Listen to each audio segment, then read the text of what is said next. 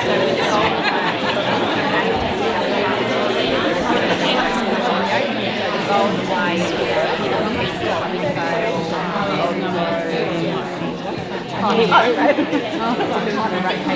evening, everyone, and thank you for being here.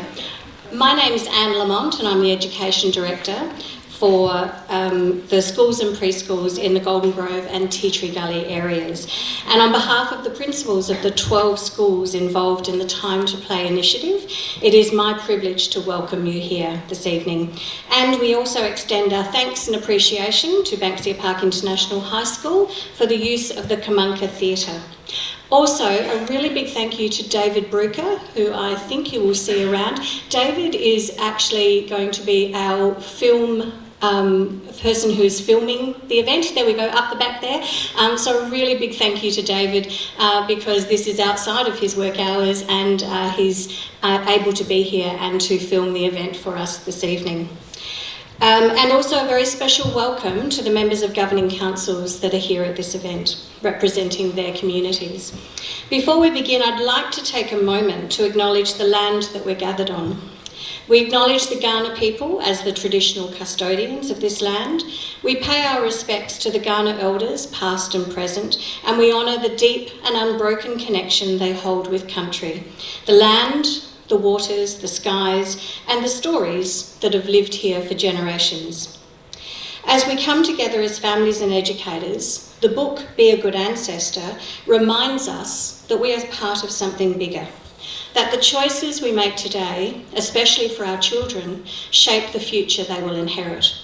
The Kaurna people have cared for this land for tens of thousands of years, thinking ahead, not just for their own children, but for generations to come. That kind of wisdom, grounded in care, connection, and long-term thinking, is something we can all learn from. So tonight, as we learn about the role of play in developing resilience, may we carry this responsibility with us, to listen deeply, to walk gently on this land, and to be the kind of ancestors our children will one day thank. Tonight, we are fortunate to have Madhavi Nawana Parker from Positive Minds, Australia. Madhavi is an author, a counsellor, and a leading expert on wellbeing and resilience in childhood. We've shared with Madhavi our thinking around the need to increase children's access to unstructured play and the skills that children develop through unstructured play. Please join me in welcoming Madhavi.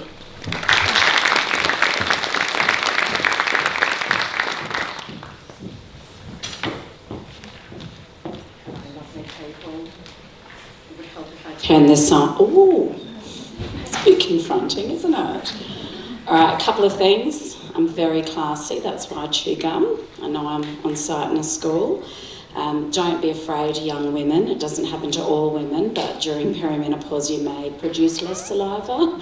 And now that I'm not able to produce my own saliva, and because talking is my most favourite thing to do, whether it's for work or play, every now and again my voice stops working, so I have to chew gum. But I'm sure it will only be, I'm taking this one for the team, so that's the first thing that you need to know. If my voice stops, don't you worry, it will come back. And maybe the universe will not allow it to come back if this presentation's really rubbish and you just want it to end as well. So, welcome. There was something else, but again, because of that perimenopausal issue, I don't actually remember what I was going to say. So, let's get, but again, it's nothing to worry about. It's nothing at all to worry about. So, as we look at tonight's presentation, everything's going to be based in the evidence. Everything's going to be based in the last 25 years of work and research I've done into play and child development and adolescent development. But what I want to just share with you, oh my gosh, and there's a baby. See, again, that's another issue I have, distraction. So I'm just trying to look at that baby, and I really hope no one can settle them but me, so I can just have a cuddle, because my eggs are gone, as we've confirmed a number of times here this evening. So long before I had my own children, I was a parenting expert. I knew everything about parenting, and it still makes me laugh that I was. And I was practicing, you know, I knew about consistency, I knew exactly the importance of all the things we're going to talk about tonight. And it was really, really fun practicing on other people's children for a decade before having our 3 children, thankfully not all at once. So I went into labour. It was a beautiful experience, as you can see here, for all women, really. I mean, do you think this is really someone going into labour? Did some of you think that was me, that I was once young and that hot during labour? Oh my God, it's like, wow, that's so sweet of her to share. I'd be sharing that if that was me. Then I had a real baby.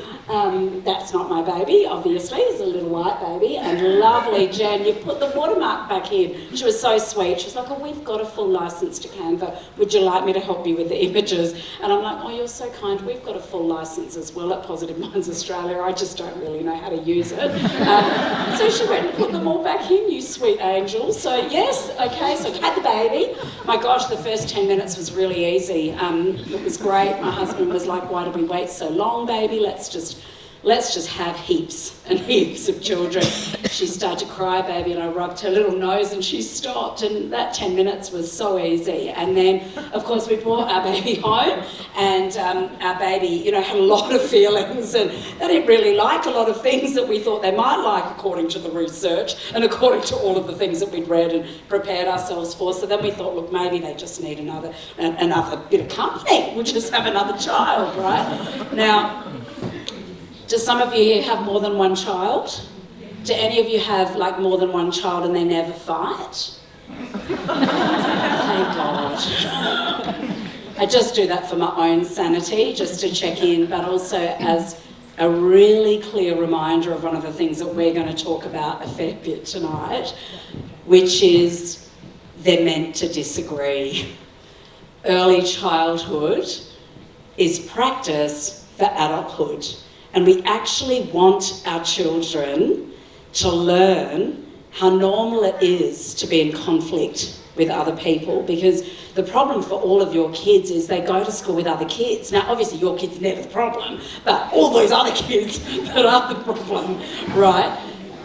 And, you know, even with inclusion, you know, when I think back to being a kid here in South Australia in about the 1800s, and I went to Unley High School, and if I didn't get invited to a birthday party at Unley High School, because it was the 1800s, I didn't ever have to look at an image of other people having fun without me.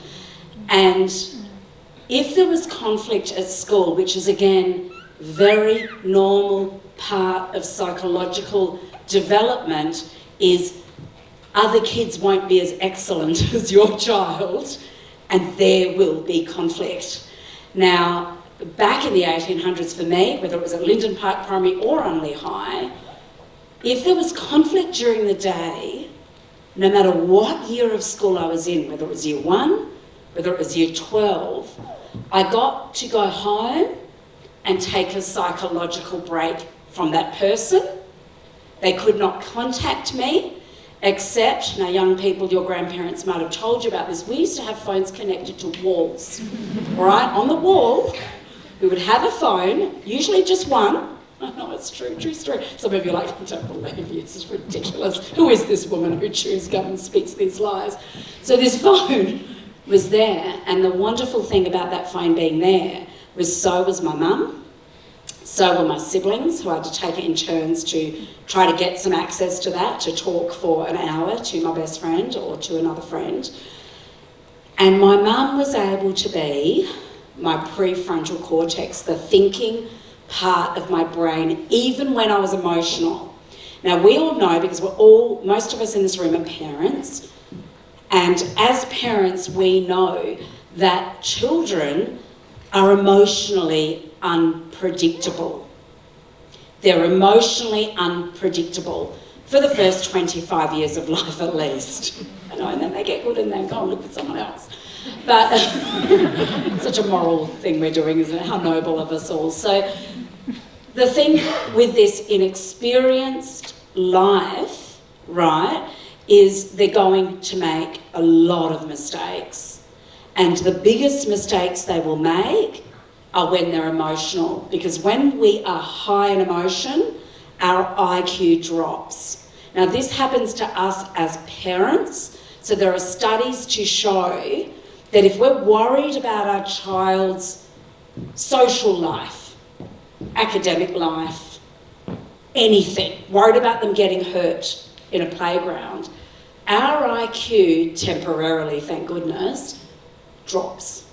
We cannot think as rationally when we're worried about our children. So this is something that really gets in the way when we're trying to raise resilient children, because we're neurobiologically hardwired to protect our young. When our young are suffering, it's like we're suffering with them.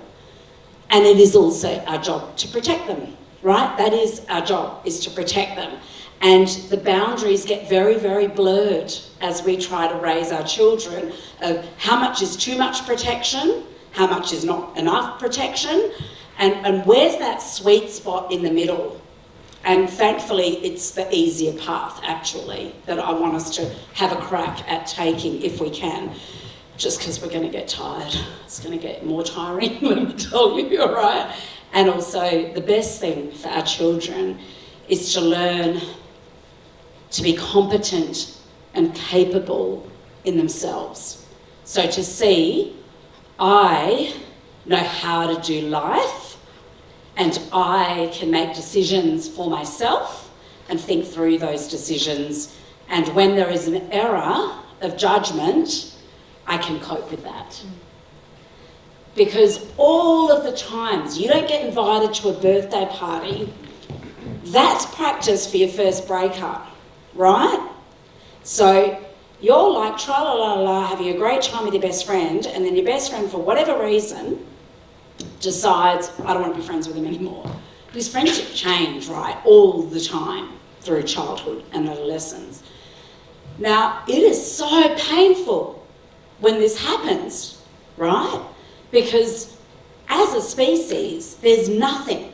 You know, the main thing that kids like to be at school, other than the incredible education you principals and teachers are providing, is for friends, right? It's to go and play with their mates.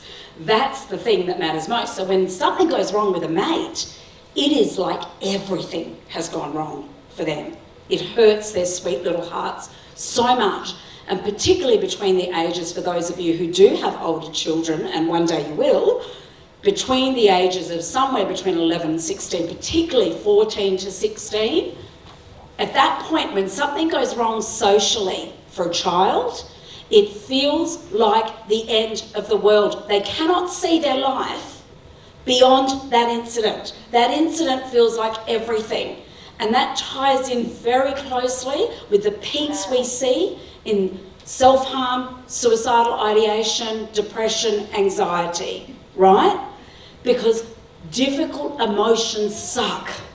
It is so hard to feel emotionally uncomfortable. And so early childhood becomes practice for later in childhood, adolescence, and then adulthood. We want some pain along the way. Now, I don't mean horrible, excruciating pain, right? But we want some discomfort.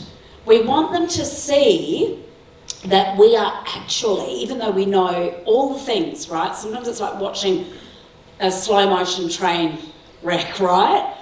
And there are decisions children and teenagers will make at times, and of course we have to always keep them safe. Of course, that's logical, that's obvious.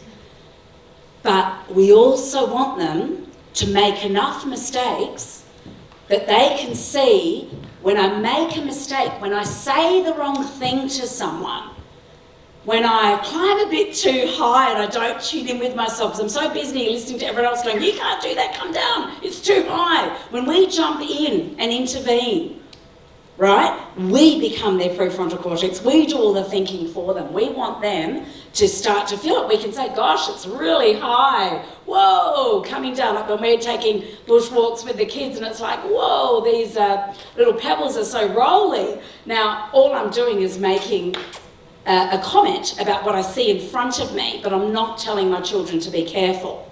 Not because I'm neglectful, I'm mostly, fairly focused as a parent, but because I want them to notice it for themselves, feel it for themselves, judge it for themselves, and then the brain neurologically wires the pathways to be cautious and aware of your environment.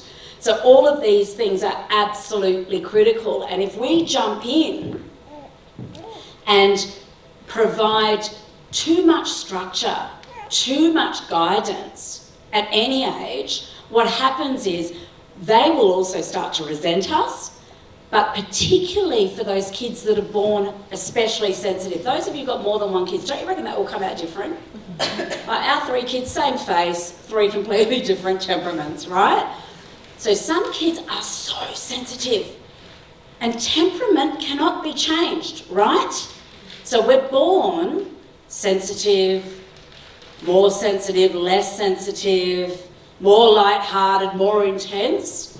And what we want our children to learn is how to live with the temperament they've been given without seeing it as a deficit. We need sensitivity. We need people to be cautious. We need all across that spectrum of temperament. But with those more sensitive kids, they're less likely to go out and try stuff because they're cautious, they're captain cautious, right? And you see them when you go out to play. There's a kid that is just, you just wish they were a bit more cautious, right? No impulse control, or at the top of the monkey bars, right? And then there's the other kid who's just watching for 45 minutes. It's a 50-minute play session, and right in the last 5 minutes, this is the best thing I've ever done. Can't wait to do that again. And yes, I will take 45 minutes to warm up the next time as well, right? So temperament's a really powerful thing, and we mustn't take that personally. It's a combination of, you know, personality, genetics, good ones from you, bad ones from your partner, all that stuff coming in, right? And it all has an effect. So we want them to have these moments as siblings, these moments as playmates, these moments as adolescents without an adult present. Now that doesn't mean we're not that beautiful landing ground, right, that they come back to, that soft landing place that our beautiful children and teenagers will come to when they have suffered during the day and someone has been unkind to them and they've been left out, or they've found out there's a birthday party and they're the only one without an invitation. We want them to come home and tell us about this. Of course we do. They're meant to be sad about it. That is not resilience. Resilience is not feeling pain. The only people who don't get upset when bad things happen and who don't feel the full spectrum of jealousy, anger, frustration, anxiety, sadness are sociopaths and dead people. So we want to be the people feeling the stuff, and we want our kids to be feeling the stuff, right?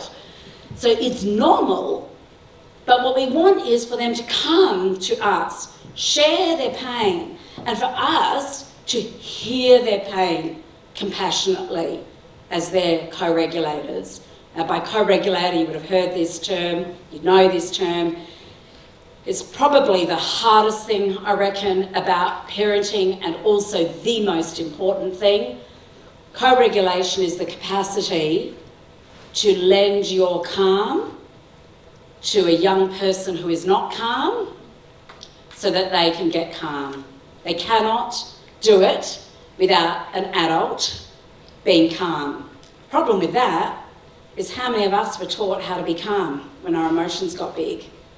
You know, generally in the 1800s, and for some of you in the 80s and 90s, and early 2000s perhaps, don't show off about it, and they might have just said, look, have a biscuit, be a good girl, be a good boy, and you were distracted from emotion, from the discomfort of emotion. And I think one of the best things we can do for our children is learn to get uncomfortable, sorry, wrong word, learn to get comfortable when they're emotionally uncomfortable, which is all the time, you know, on some days, right? Because what we're saying is, hey, I see you, I hear you, I care about this, and you're having a very normal response. But because it's so embarrassing when they're losing the plot in front of everybody, and usually because it's 8:02 and you're just trying to get out the door, and really the thing they're arguing about is so ridiculous, someone breathed my air, somebody's wearing my socks, it was my turn to sit there, all the stuff. that's the time that it's very hard for us to stay regulated as parents. But this is crucial as we lead our children into these options to play in a more unstructured way out in nature and start to take some risks. Because once we are the masters of our emotions, once we really know how to act as calm as we possibly can, no matter what emotional state our kids are in, what starts to happen is they start to go, actually, I can do this thing. They calm down. That's what co-regulation is. You don't have to say anything or do anything in particular. It's just offering your stable emotional presence. Now, none of us can do that all the time, including myself, and I am trained to do it.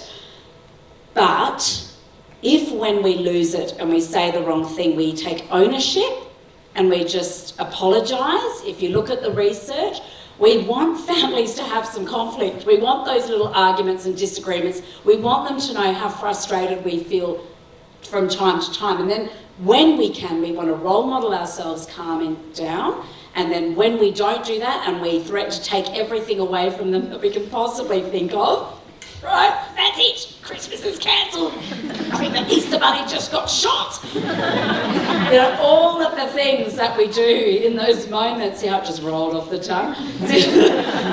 Because when our children don't listen to us, when our children don't behave, it has a really tough effect on our parenting ego. It makes us feel incompetent as parents. And so we try to regain control through threats, right? But the more we get comfortable with understanding how normal it is for a developing brain, you think about it. For me at 51, if I see something upsetting, I still get upset about it. And I'll go and to my husband about this thing that I just saw or read or whatever. Now, how can we expect a 6-year-old or a 15-year-old with a grossly underdeveloped brain to be able to have that if most of us don't have that, right? So, normal. Annoying, but normal, right? We went and had 3. We thought, it's going to get easier, but there it is, all right? And I guess my point here, along with the other things, is no one really fully knows which direction to take at times in parenting. But one thing we really do know for certain is that when our children are like this, and there's a big emotional storm going on, whether that's them getting a little bit uncomfortable while they're doing something risky, they're meant to, right? They're meant to feel that discomfort as they're doing something new. They're meant to feel discomfort when their friends don't want to play the game the way they want to play it.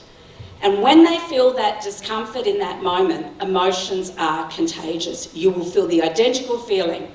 Just like in that show, excuse me, it's so gross when someone burps into a microphone, there I go. And those of you who didn't know, I've now announced it to everybody. In that moment, there was a show that I used to watch as a kid.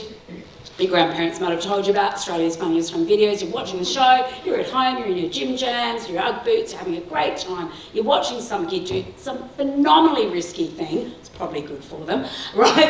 And they're doing this thing and you're watching it and the cringe is building up in you, right?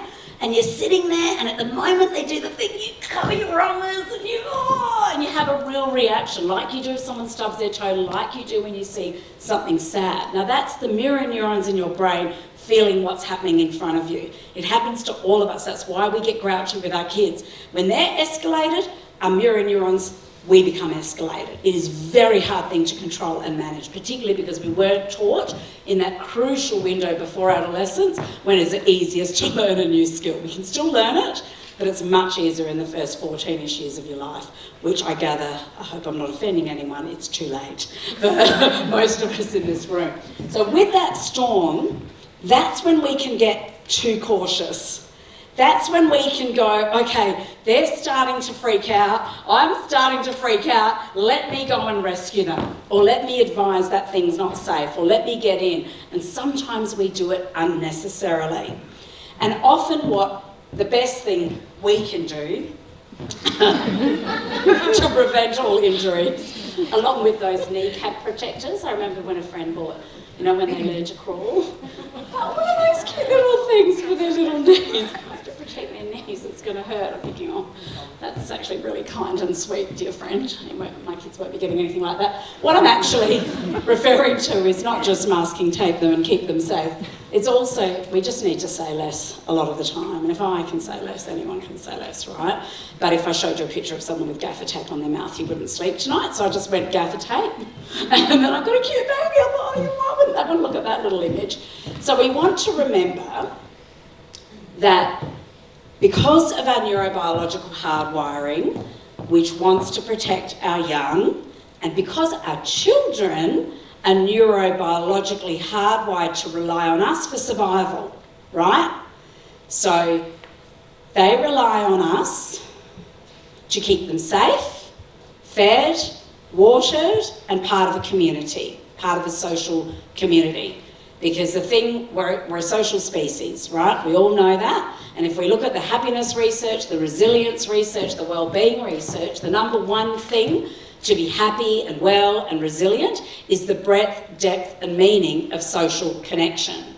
That is the most important thing for our children and for ourselves. So then when our children are in a situation where we're worried about their safety and they're worried, then you've got this exchange, this survival exchange going back and forth. And if your kid was born with a more anxious temperament, like half of children, right, anxiety is just part of being human. Some people have the extreme anxiety, but we will all experience some anxiety. And we don't want to get rid of anxiety and uncomfortable emotions because they are messengers and they let us know what we want. But when we see it as parents and when our kids then see it in us, they can lose their confidence very, very quickly about giving things a go. And we need to be undone a little bit, right, if we overprotect. So why do we want to give them this unstructured play? The beauty, and there's still some structure to it, is play is just for the sake of fun.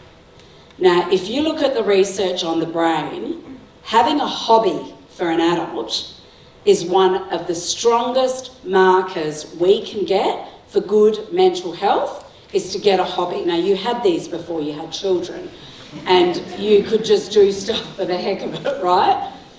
But what happens when you're playing or having a hobby or doing something that is not because it's going to get you to Harvard or it's going to help you get a pay rise or it's going to be good for your health or whatever?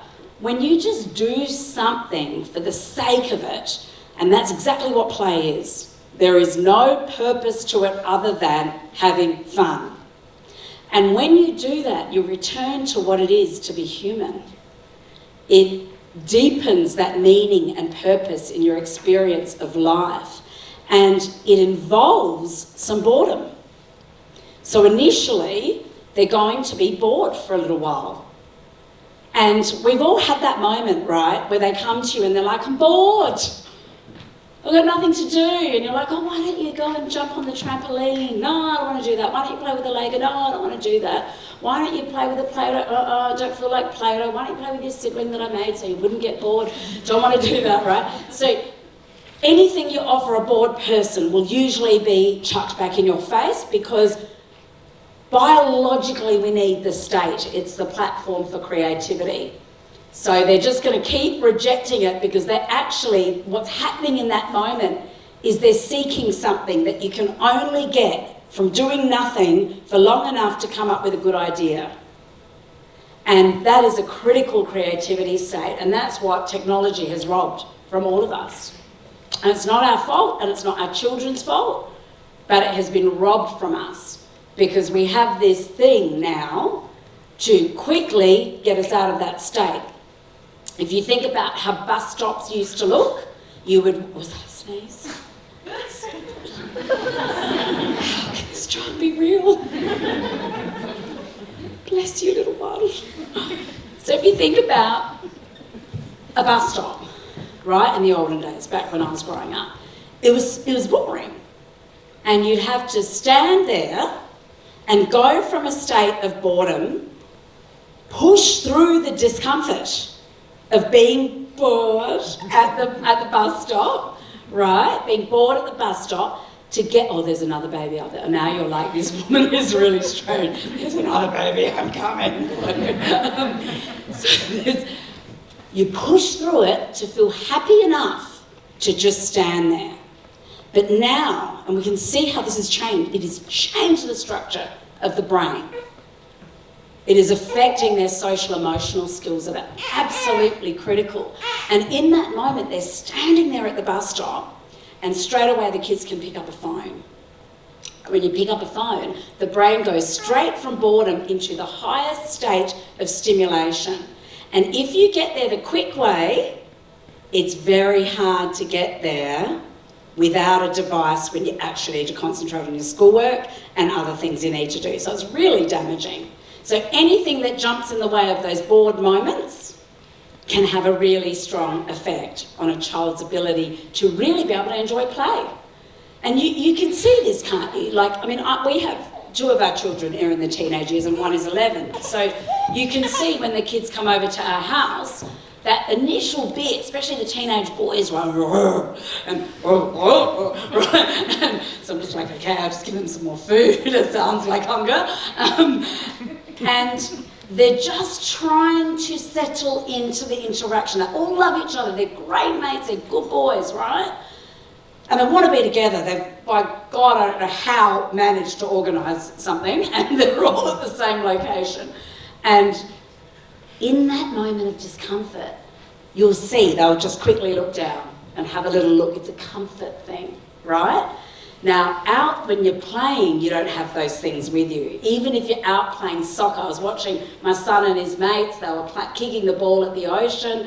These are the kindy mates from a long time ago. They're now still like brothers. And so we're all sitting there as kindy mums, a little bit older, sitting there and hanging out and all catching up. And I was watching them and they were kicking the soccer ball around, and then the soccer ball happened, it was just like a cheap one from wherever, Big W, it had a smiley face on it. And so they're kicking it around, they're laughing their head off, and then it goes out into the ocean. And they dive in and they're swimming behind it, and then it moves really, really quickly. Now, please don't report us for the litter. I've just realised I've now shared probably some legal littering story that I have. But watching it go from soccer to that ball had a name, and they were trying to rescue it. These are 15-year-old boys, right, leaping up and down, laughing their heads off, having fun, right? Now, there's a story they'll keep talking about again and again and again. And I always say to kids when I'm working in schools, your best memories will never be on your mobile phone, right? But we have to also do it with love and compassion, because if I was given an iPad in the 80s or 90s, I would have got on that iPad too. And you probably would as well, because they're designed for that. So we need there to be this play where they're just playing for the sake of it, and where they have to come up with some rules together.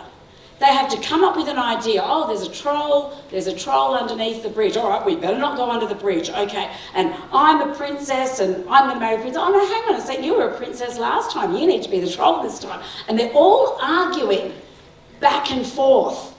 And that's good. That's really good, because this develops empathy and perspective taking. And I don't want to alarm you, but there are some interesting studies that I've heard about where they've looked at people like sociopaths, right? Oh, you are so good at listening, far out. Sociopaths, and sociopaths don't have empathy, right? Like, they just do not have empathy. They don't care about their crime. They have no remorse, right? And they found some interesting patterns which might have come up anyway by way of that person having a more narcissistic type of personality, but they did not engage in that kind of play. And the thing with that kind of play is you get feedback from other people telling you, I don't like that. And people who don't like that kind of feedback don't play those games, because they only like to be in control. Now, let's be really compassionate to and understanding, and remember our dear neurodivergent friends, right, who can genuinely struggle with understanding the social rules of play.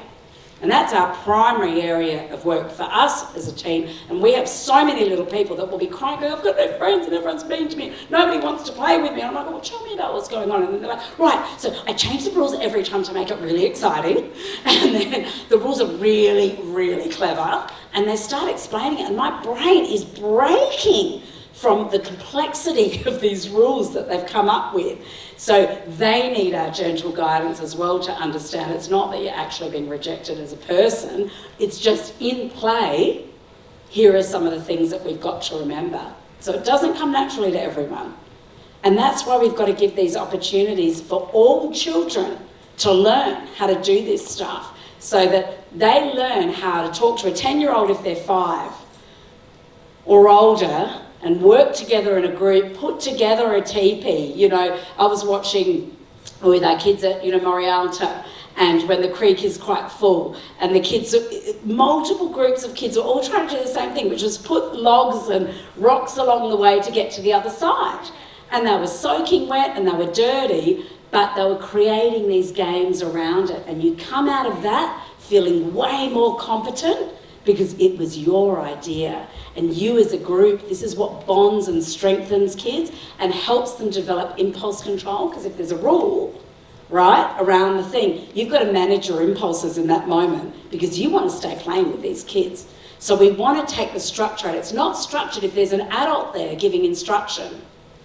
It's just, it's not. If an adult's there telling them, oh, just be careful over there and don't do that and stick to this, and that is not play. That is not the kind of play that we need for the brain to grow really strong and resilient. It's that they're around, but they're not right here telling me what to do. So when we look at a diagram like this, it nicely summarises how many ways it benefits a young person. Obviously, there's movement. There's engagement, there's connection, there's learning how to communicate with different personalities, there's turn taking, there's emotional regulation. Because if you're getting angry, you'll get feedback very quickly from another kid. And then next time you'll think it through, hang on a sec. And they keep learning and growing as time goes on. So let's keep going. So then let's look at risk. So we want kids to not take wild risks, but take some risks. We want them to fall. And we can comfort them and love them through it, but we want them to know, I can handle this. Every time they fall, every time they have a conflict, it will be uncomfortable for a period of time, but it won't be the end of the opportunity to go and do that thing again. We want them to get back on the horse and have another go. Because when we intervene and make an assumption that maybe they're not ready for this, or maybe that kid's not very nice, or we jump in and make these decisions. Kids can have a best friend on a Tuesday, hate their guts on a Wednesday, and be best friends again on a Thursday. Right? That is the nature of being a socially clumsy being. Young people are socially clumsy. And if we intervene, I think of that, then, no, yes, oh my gosh, I'm sorry, people, but if you saw this face, you would understand. You make good babies, have heaps, all right? Yeah, no, I reckon you got one more in you. Oh, yeah, okay, yeah, no, maybe they'll start to turn a bit, isn't it? Yeah, no, stay there. I'll be glad we've done a bit of family planning here. Just throw that in as a bonus act, a little bit, no extra charge. All right, so I don't know what I was talking about. What was I talking about? Play, risk assessment. What was it? Yeah, they're socially clumsy. So social clumsiness, they come to us. I think about the number of times our children have come home. So-and-so said my drawing was the ugliest thing they've ever seen. Obviously, I wrote immediately to Minister Boyer. I was like, Minister Boyer, we had an incident. Glen Osmond primary reception class. I really want to have a meeting with you about this. You will feel hurt in these moments because of our programming to protect our young. But if we just listen to what they have to say and we repeat back what they've just told us, we don't add our own feelings, our own judgments, we let them take it out, release the pain, quite often thank you for letting me know. The next day, they will go back and be friends with that child. If we intervene too quickly, which we will sometimes, please don't worry, it doesn't distract me at all. If we jump in and make any comments about risky play, about what happened in the yard before we've got the information, we'll never get the information. It's like sibling conflict. It's always the other kid's fault. Why? Because they're wired to need to prove to us that they're the better sibling. Because if we had to pick which one we would keep in a dangerous situation, this goes all the way back to our biological roots, right? We are wired, right, to know I'm the one they're going to pick. I know, I see we're still such a simple species, aren't we? It's really quite sad. So it's the same thing with kids in those moments as well. So let's actually look at risk, and I got this from my dear friend Tim Gill, who I'm sure you've come across Tim's research along the way. He's just looking, now he's a British fella, and he's just looking at what are the most dangerous things? When is your child most likely to get injured in play? Oh, rugby, soccer, hockey, netball, cricket, basketball, squash, skiing, athletics, motorsports. Hopefully none of your children are driving yet, unless they're 16. Tennis, badminton, horse riding. Oh look, public playgrounds, here we are. Right at the bottom, yeah? And out there playing, the chances of them getting hurt are lower than most things that our children are doing. And when we look at, oh, that's, you can still read that because it's the most gigantic screen, as I discovered seeing my photograph from 6 or 7 years ago. Looked quite nice then, no wrinkles. That's actually my son's cute little hand, I've just remembered. He's holding a little tiny crab. Now I know that's a little tiny crab, but that little tiny crab can bite, right? Playing and exploring through those little rock pools, right? Now, every time you get the little nip, the little fall, the little cut, the little graze, and you're out on your little adventure, the brain gets feedback, I can do hard things. I can handle pain, physical and emotional. We need this because life gets harder, folks. We all know this, to be a resilient. That's the time. When they're in our protection as children, we don't have to worry so much because we're there. But one day someone's going to break up with them. One day they're not going to get a job. One day they're going to bid at an auction. Actually, many times they will bid at an auction and not be the successful house owner, right? And when we look at what kind of risk we want some speed, right? We want them running. We want them to do stuff that carries them along quickly. We want some height. We want them looking up at a tree and really giving themselves an opportunity to go high and check in for themselves without us saying, oh, that looks too high for you. They'll figure it out. Now, the kids with ADHD, a little caveat to this, all right? Now, ADHD means many things, and one thing we do have to be aware of for children with attention disorders is more and more research shows that they've got lower than average levels of dopamine. That's our feel-good neurotransmitter. So they tend to go a bit far sometimes in order to get that dopamine hit, right? But they're going to do it anyway. So we think carefully about what we take them towards, but we try again not to be the expert. Just like the cautious, anxious child, they need it too. That anxious kid who's scared about everything really needs that rough and tumble stuff to build their sensory system and build the brain to be able to cope. So we want some height. We don't want them completely lost. We want to find our kids at the end of the day. But a little bit of sense of, whoa, a bit of panic, like when they're in a maze, right? And they're a little bit unsure. Or they're out there, like when we go up to Mount Lofty Botanic Gardens with our kids.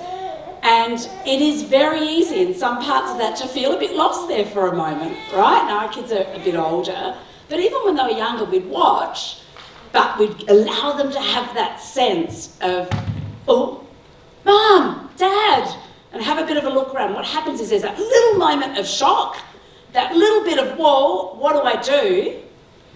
And then they realise, oh, I can figure this out, right? And you're there to jump in if you have to, right?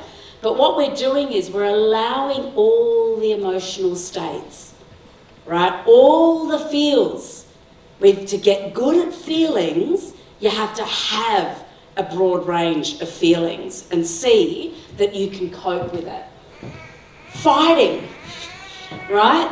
If you've got little boys, I mean, my daughter and I sometimes just watch my husband and the boys on the trampoline, just rolling around. I'm just like, I don't understand it, right? And there's lots of little girls that like to do that rough and tumble play too, of course. I'm not generalising. Well, I am, but I don't mean it like that. But that rough and tumble play in a respectful relationship, sometimes I know when our kids were little and I just see my husband like throw them up in the air, and that overprotective part of me that's wired for, oh my gosh, like he's got no idea what he's doing, like they're going to fall. Of course they're not going to fall, that's their dad. He's wired to protect them, he loves them, he knows what he's doing is different to how I would do things, but that's okay and that's good. So we want them to experience that, so their emotions are thrown all over the place in a safe relationship. So we want them rolling around and fighting. We want them to come up with a bit of a rule, like, okay, we're going to wrestle. There's so much research on the benefits of wrestling. And when they're wrestling, we want them to know, you say this word when it's too much.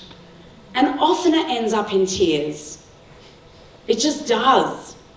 But if we then overly get involved or ban the game and never allow it again, we're actually robbing opportunities for them to keep reassessing, right? Because siblings actually do love each other. They don't actually want to kill each other. Sometimes it looks like they do, right? And it's different with friends. But all of these kind of rough and tumble play is really, really important for that connection and fun. Tools, I remember when our kids started kindy at Bertram Hawker Kindy, and I couldn't believe it. They had little drills, they had all kinds of things, they had little saws, and of course it was the firstborn, so there was some bubble wrap there, right? And then you just get tired, so don't worry, eventually by this one. It's like bubble wrap, I kind of want to do it, but no. But I was watching all of this, and I remember them saying, right, we're going to have a bonfire at the kindy. And all these parents were, we can't have a bonfire, we can't have a fire. They're little children there, 4-year-olds. But they did the risk assessment, they taught the kids, nothing went wrong, right?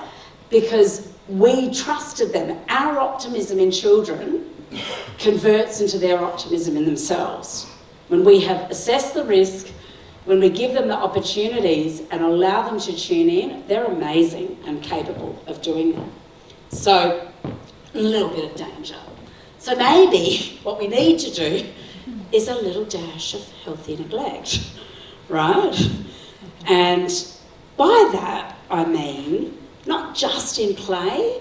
If we want our children to be resilient, we've got to stop rescuing them when they struggle, and it's so hard. Some rescuers in here? Surely, not just me. I want to rescue them. My mother would have fed me all the way down the aisle. I'm Sri Lankan, right? Here, darling, let me give you good dinner, right? The marriage aisle, right? If she could. So I've had to learn how not to think like that. So when my son at 6 rocked up to school for bike ed, which I was mortified by for firstborn, it was like, oh God, they're going to take them out on the road. And they're 5. And I was like, this is just, because it's confronting, isn't it? Particularly with that first kid, the kinds of things that are happening, and they were teaching them how to do it. My second-born, so excited, rocks up to school, and he hasn't got the right shoes. He's wearing sandals. And you need to wear sneakers because, everything's a bit dangerous these days. So he looked at me and he said, Mummy, I'm wearing the wrong shoes. I can't do bike ed today. And I could have walked around the corner home and rescued him and got him his sneakers, but I read somewhere he shouldn't do that. So I said, oh, sweetheart, that is so frustrating. What are you going to do? Now, that's not me not caring. He knew I cared. He could hear it in my tone. I was disappointed. That lesson cost me about $2.50 a day. I wanted my money's worth. But I let him solve his own problem. And I said, what are you going to do? And he said, oh, I'll ask the lady if she can break the rule for me, because that's what kids do, right? So he goes up to the lady and he says to the lady, can I ride in sandals today? And she said, no. And of course, again, Mr. Minister Boyer, I'm here again, right?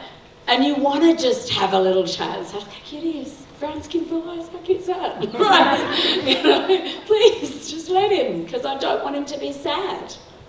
I don't want him to be sad. I don't like it when my child is sad, because I love them more than life itself. But I read somewhere that you've got to let them be sad. So what did I say? I said, well, what are you going to do now, my love?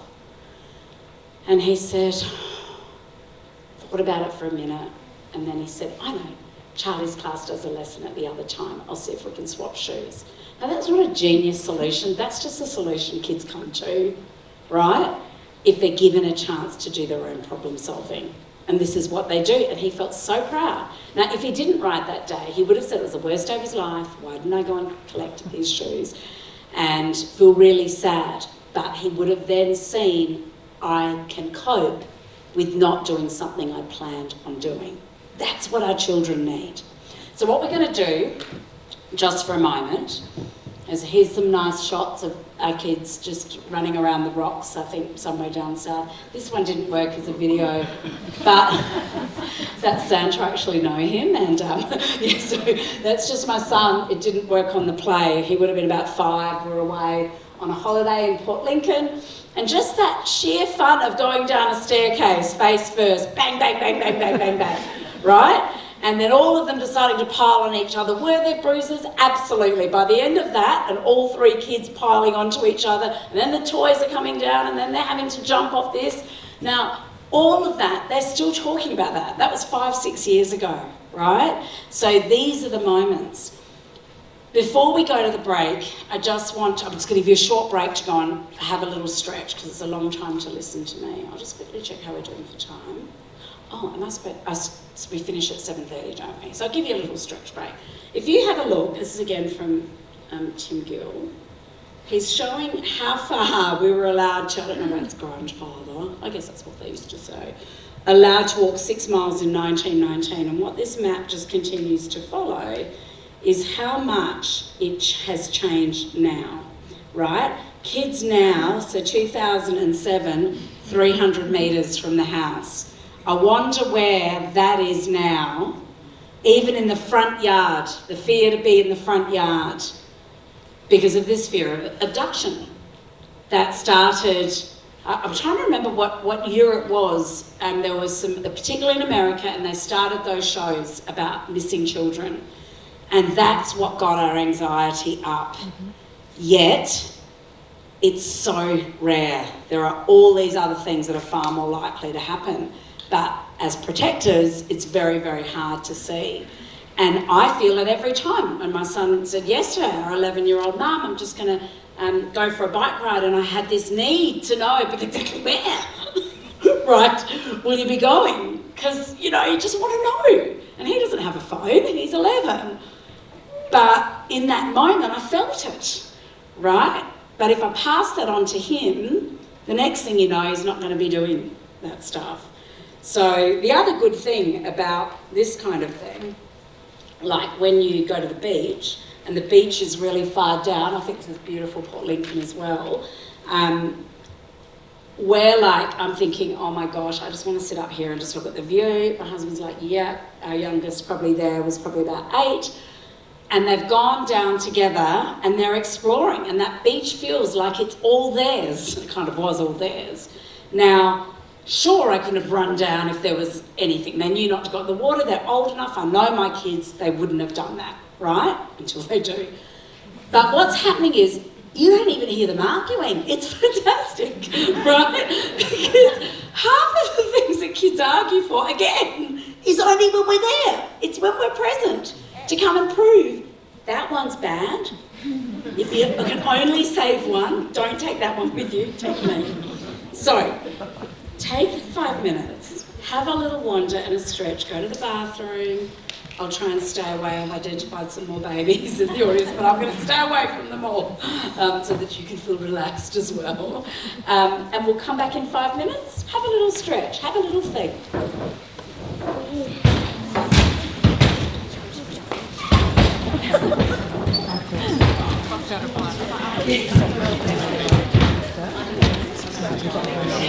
I should have told you that was your opportunity to leave if you were bored, but can always pretend your phone's ringing. You might have texted someone. So we're going to be together in total for another half an hour, but I will stop in 15 to 20 minutes to allow some questions. I also understand there's some principals and educators in the room. If you've got some really lovely stories you want to share about the benefits of the Time to Play program, because I would love to hear them, and it's always good to hear some real life examples. We can use that time for that as well. So who's this handsome guy? So I just want to, when we're looking at our children's resilience, I just want us to all remember that one of the things that can get in the way of us freeing ourselves to let go of control is all the stuff we think. So we get 60 to 80,000 automatic thoughts a day, and they come with automaticity, and by way of our biological programming, they're primarily negative, right? That's just how they are, because when we were cave people, we had the amygdala, the brainstem, where fight, flight, freeze occur. That survival part of the brain had to always check for a saber-toothed tiger. So you'd wake up in the morning and be like, is there a tiger? Now the amygdala have only shrunk ever so slightly since those times, and the brainstem has to still be there because we need to survive. Now our brains don't care about happiness. The brainstem could not care less about happiness. It only cares about survival. And if you've got a more anxious or cautious temperament, that's going to be activated anyway more often than the average kid. And when your child is activated, you're going to get activated as well. That's not your fault, that's not their fault, that's just how it is. And we've got to be self-compassionate about it.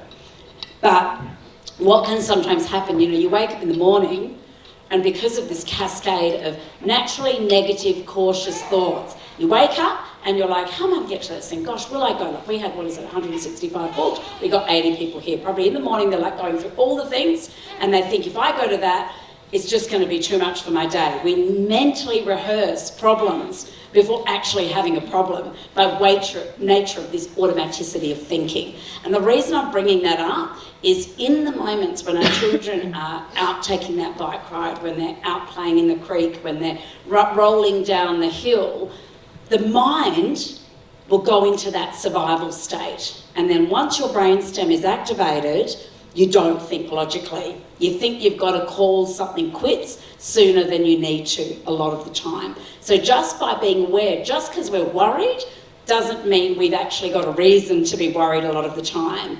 And we don't have to believe everything we think. This is part of what it is to be human. So because we've got our learners' plates on as parents, and our children have got their learners' plates on, it can be really hard to develop that sense of capability. Our children need to feel capable of making decisions early on in their life, like I did with fashion, for example, on a 43 degree day, Why wouldn't I pair a skivvy with a pair of shorts? There were knee-high boots on, wasn't happy with mum's haircut, so I got my own scissors out and just tidied it up, obviously.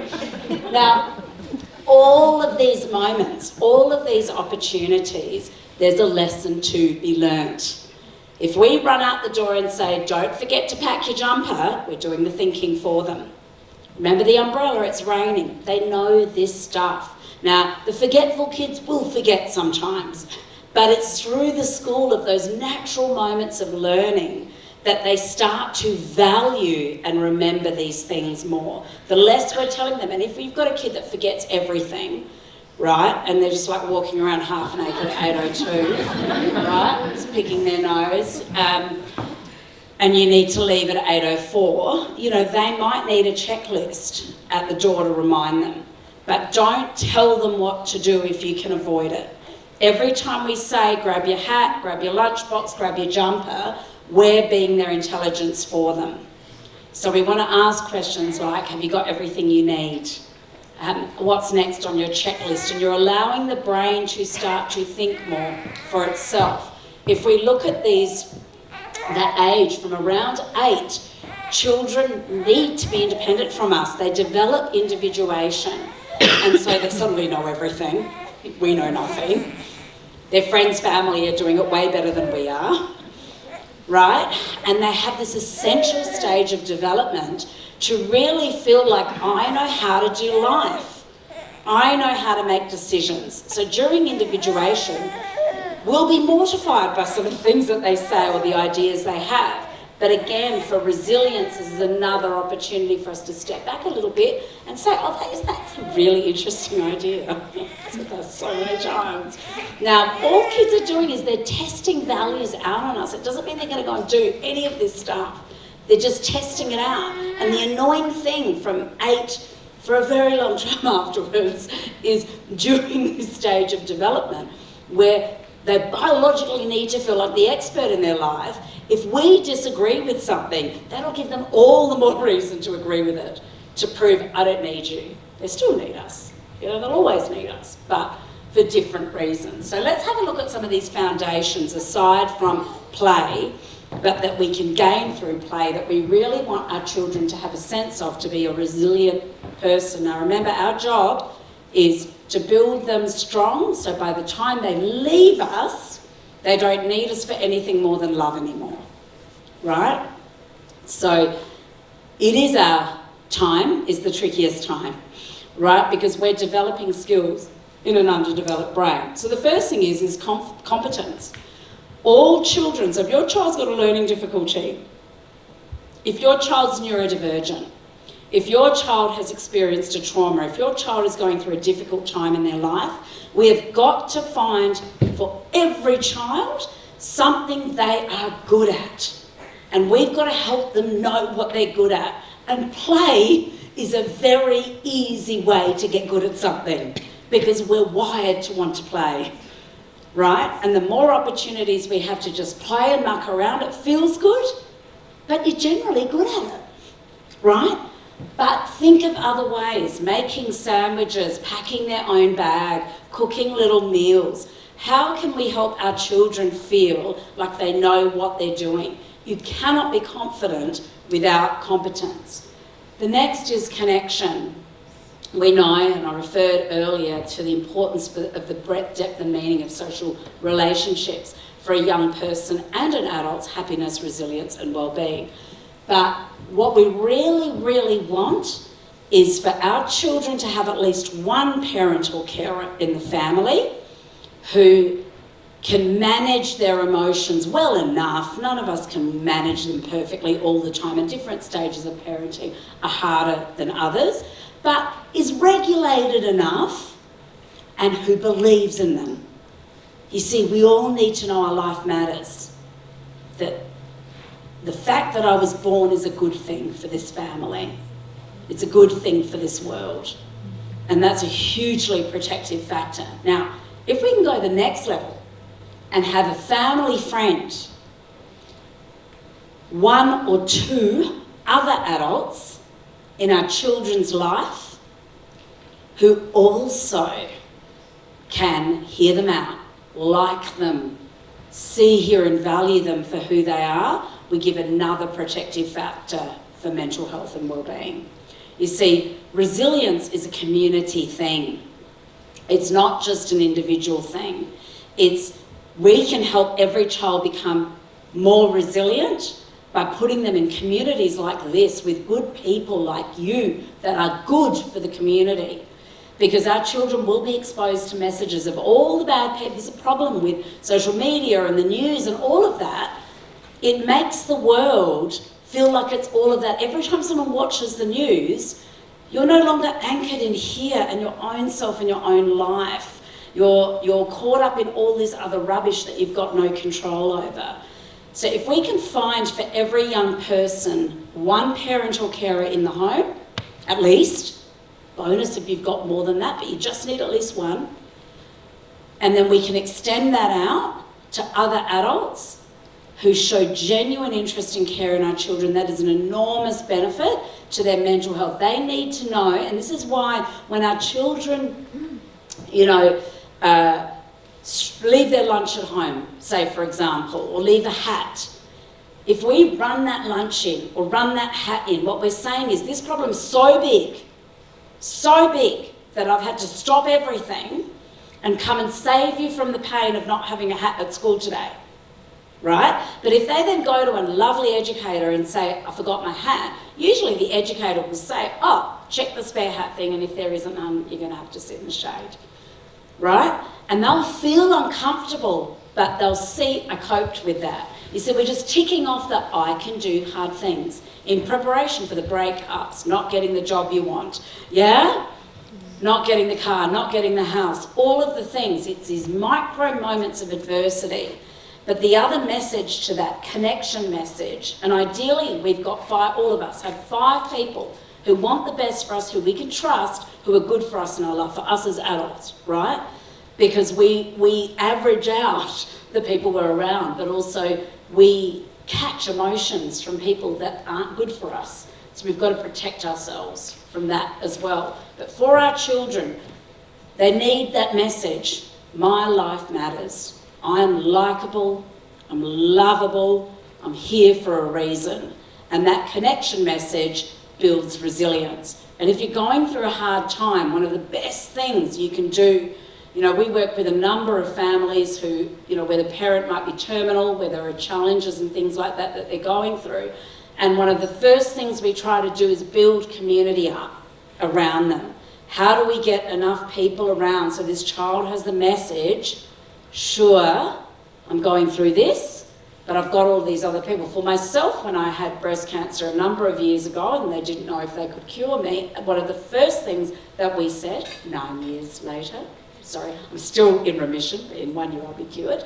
So 9 years ago at that time with, you know, a 2 to 7, you know, 3 little kids, you'll think you go into that state of fear and worry. But one of the first things we made really, really clear was pointing out that community. So all those families that were cooking meals during my chemotherapy and doing all of those wonderful things, but we kept giving the message there'll always be someone to take care of you. We needed to get that message across, that it was more than my husband, should something happen to me. So you can see how kids feel reassured by that. They're not thinking at the level we're thinking at as adults.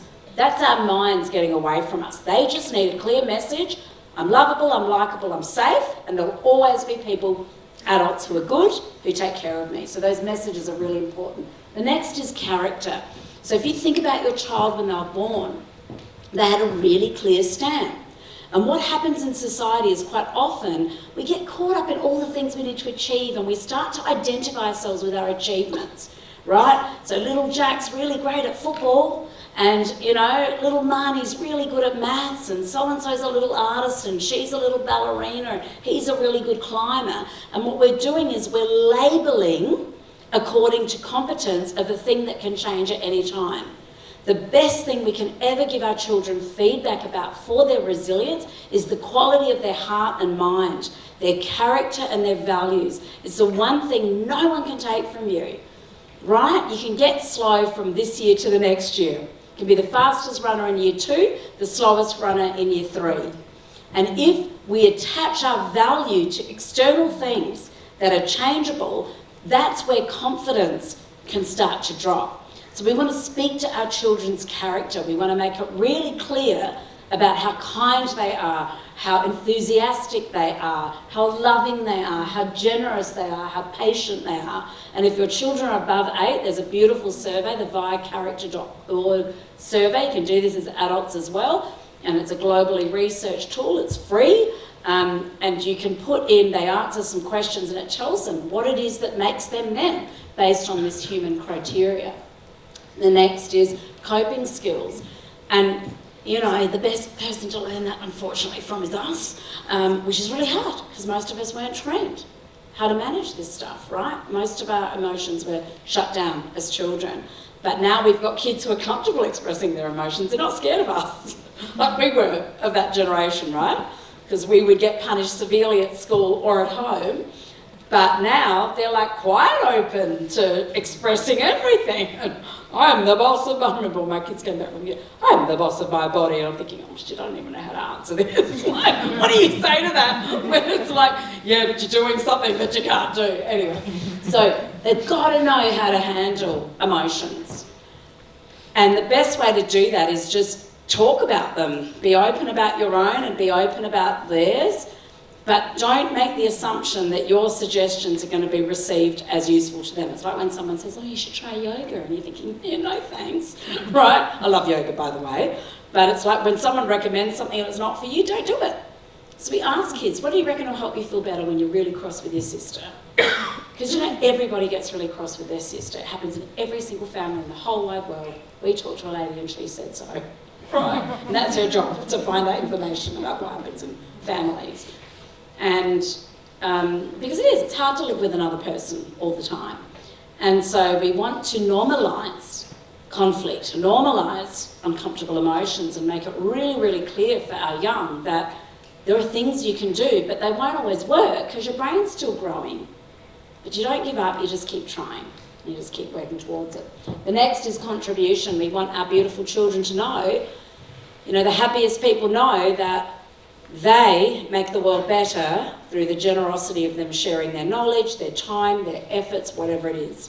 So we have to be part of something bigger than ourselves in our lives. And so helping our children contribute in any way they possibly can strengthens their resilience. Some autonomy and control. What perfect place to do that?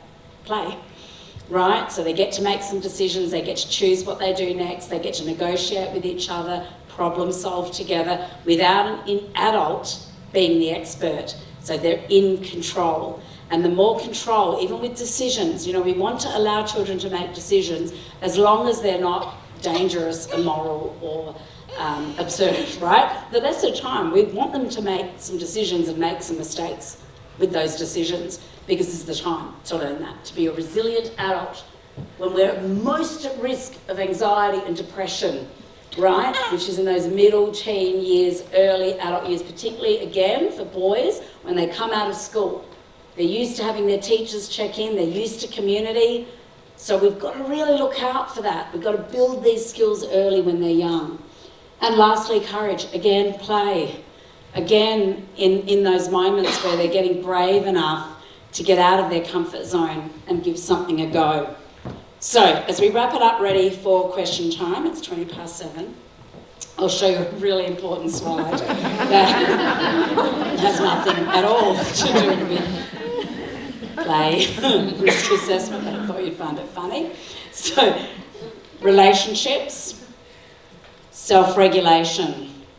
So, our ability to lend our calm for them to get calm in those moments. Our optimism in them. Our ability to show that we believe they're capable of going out there and doing the thing. I'll play a very short video to remind us how much our children are tuning in to us at all times. In the still face experiment, what the mother did was she sits down and she's playing with her baby who's about a year of age. I'm like a girl. Oh. And she gives a greeting to the baby gives a greeting back to her. Yeah. This baby starts pointing at different places in the world and the mother's trying to engage her and play with her. They're working to coordinate their emotions and their intentions, what they want to do in the world. And that's really what the baby is used to. And then we ask the mother to not respond to the baby. The baby very quickly picks up on this. And then she uses all of her abilities to try and get the mother back. She smiles at the mother. She points because she's used to the mother looking where she points. Yeah. The baby puts both hands up in front of her and says, "What's happening here?" She makes that screechy sound at the mother, like, "Come on, why aren't we doing this?" Even in this 2 minutes when they don't get the normal reaction, they react with negative emotions, they turn away, they feel the stress of it, they actually lose control of their posture because of the stress that they're experiencing. Okay. I'm here. And what are you doing? Oh, yes. Oh, what a big girl. It's a little like the good, the bad, and the ugly. The good is that normal stuff that goes on, that we all do with our kids. The bad is when something bad happens, but the infant can overcome it. After all, when you stop the still face, the mother and the baby start to play again. The ugly is when you don't give the child any chance to get back to the good. There's no reparation, and they're stuck in that really ugly situation. And hopefully he's not stuck in wearing suits like that anymore. That is a very old slide of mine. But it's that reminder, right, of just the power of repair at the end, how quickly that baby recovered. All families have their moments, all families have conflict, but our emotional expression is so contagious to our young people. This is what television sets looked like when I was a child. And the reason I'm showing it is we've got to be compassionate to ourselves if we're struggling with managing technology and devices in this generation, because when I was a kid, there's a show called The Brady Bunch, and I'd have to wait 7 days in between episodes to find out if Cindy Brady was in trouble for tattletaling on her sister. Now, our beautiful kids have already got it coming in, and the brain, it's super stimulant now, television. It's not just the mobile phones, it's straight away in their brain. It's very, very hard to resist. So again, we do it compassionately. You might feel a bit like this, right, as you try to navigate all of this stuff. Because it's hard. This parenting's hard. Working this stuff out is hard. And as a species, we'll always look for the quickest, easiest way to feel better. But it's always worth that investment. So we keep working on ourselves, we keep supporting our children. We're all there, myself included.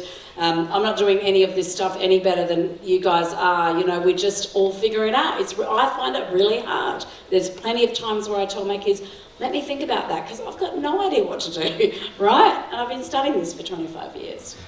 But I'm still really good at my job and worth every cent.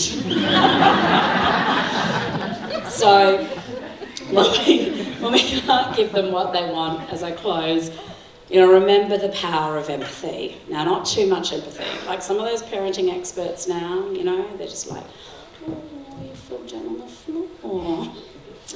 Oh, tell me about that.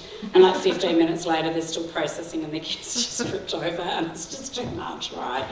They need empathy, just not too much, right? So just, it's like, you know, when you bring your kid home from school and some lovely parent has made some beautiful cake pop like that. Not like those lazy parents who stop at the BP on the way when it's their kid's birthday and pick up a packet of caramello koalas. And they've pre-prepared something and they've handed it out to the class, and then your kid comes out and they're eating that baby and they're like, this is the most delicious thing I've ever had. And it might be delicious, but they're exaggerating because their siblings don't have it. That's the pleasure, right? They're licking that baby, they're eating it, they're making sure both siblings, if there's more, they've seen it. They're talking about how delicious it is. The other two are absolutely losing their mind, clearly giving you a real life example here.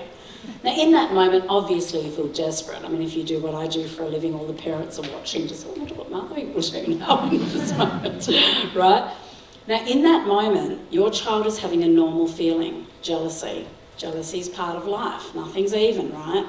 Now, in that moment, all they need to hear is, oh, sweetheart, you're feeling so jealous. You must be feeling so jealous. It's so hard to watch someone else eat something you want to eat.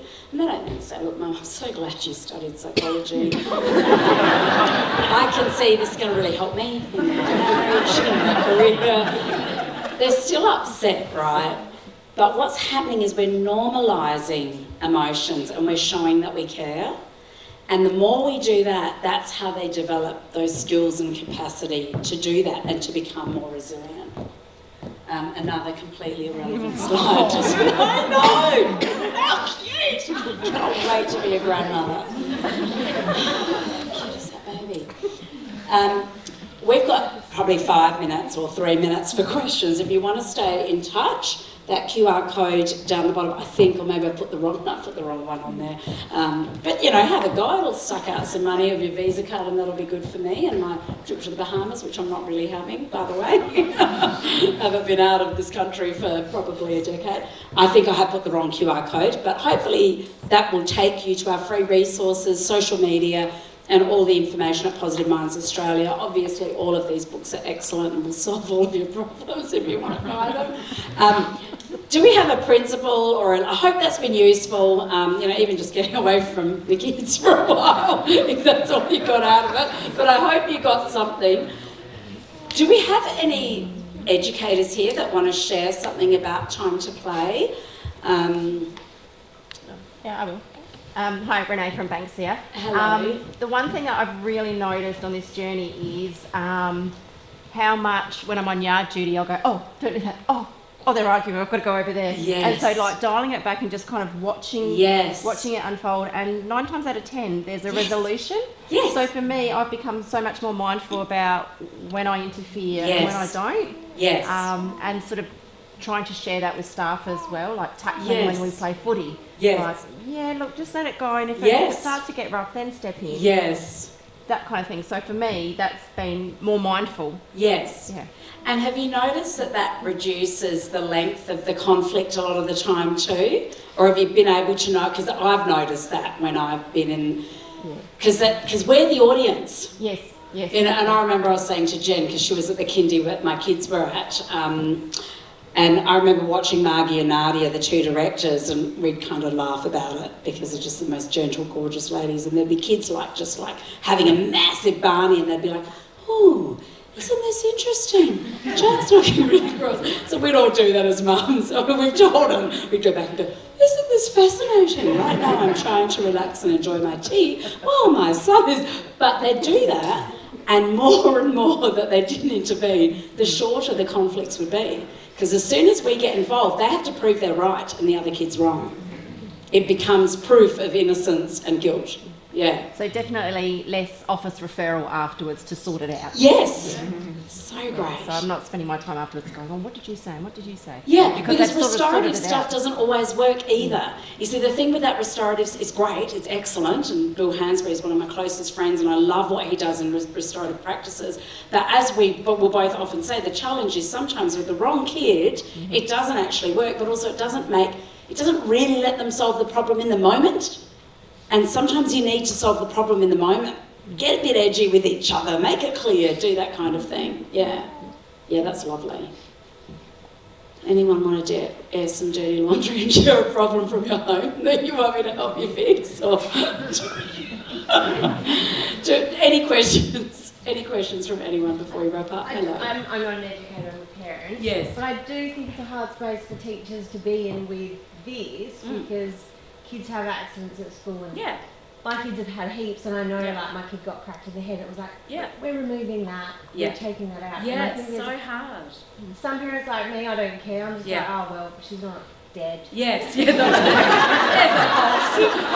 Just keep going. Yes. Literally, that was removed. That was removed. Yeah. Too many kids break arms on it. You just think so.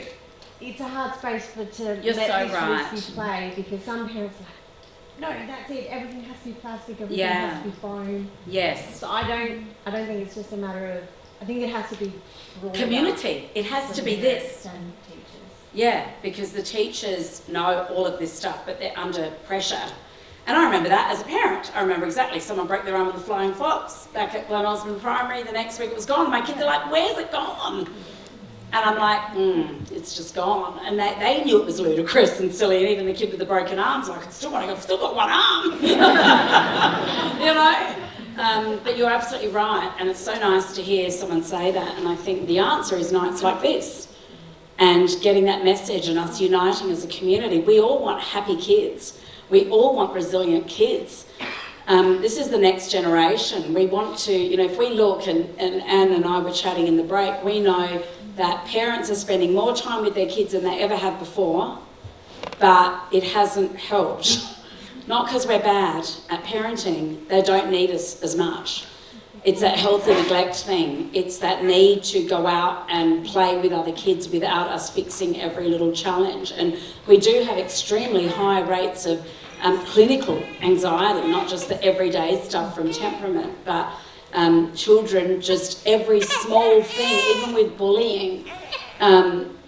We've got to be so careful about calling so many things bullying, because a lot of it is social clumsiness, and our children actually need to hear, and we know, and educators know, and they're used to working with that age group more than any other profession on earth, to ask those questions, because it's a real disservice to kids if they feel like they're a victim in their life too, and unlikable and unlovable, and you can't grow. Like, you've got to have, we were all not invited to parties, or am I the only one in the room?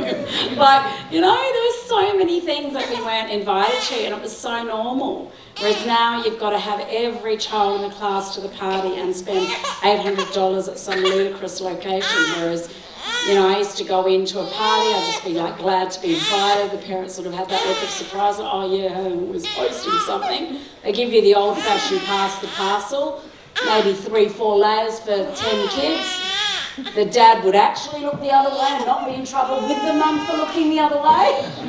And a kid would get a layer, and that would be winning in the 70s, 80s, and a bit of the 90s. And then it would go around again, and sometimes a kid would get the second layer, and a more selfish kid would go, oh, beauty, I got it twice. And the other kids go, oh, he's always like that. And other times they'd solve it. And now kids can't even enjoy that game, because now they have to have an exciting thing to happen at every layer in between.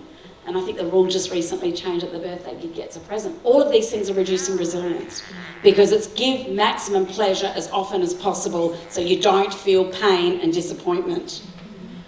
But pain and disappointment, my friends, as we all know, it's a fairly substantial part of life. Life is wonderful, sometimes it's not. But we can do it. We can cope with all of it too, can't we? Got better chance of coming out of adversity with post-traumatic growth and resilience than post-traumatic stress if we're in a good community and if we have that optimism and hope. I wish all of you the very best. You are so nice and so lovely. Thank you, parents of babies also. Let me go with that. Thank you. I think what you are doing is incredible. This team that I've had the pleasure of communicating with, it's just wonderful. You're so good for the world, and it's been a real honour to be here tonight and support this. Thank you.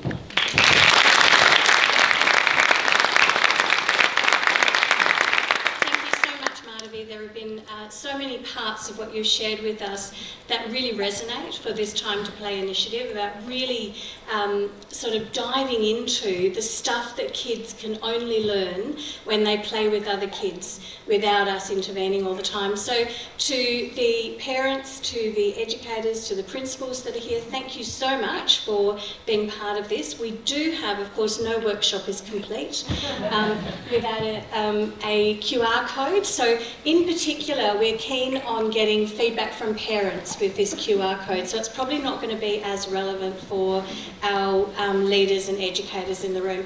But for our parents, that QR code will take you to a very, very quick survey, and your feedback will be critically important.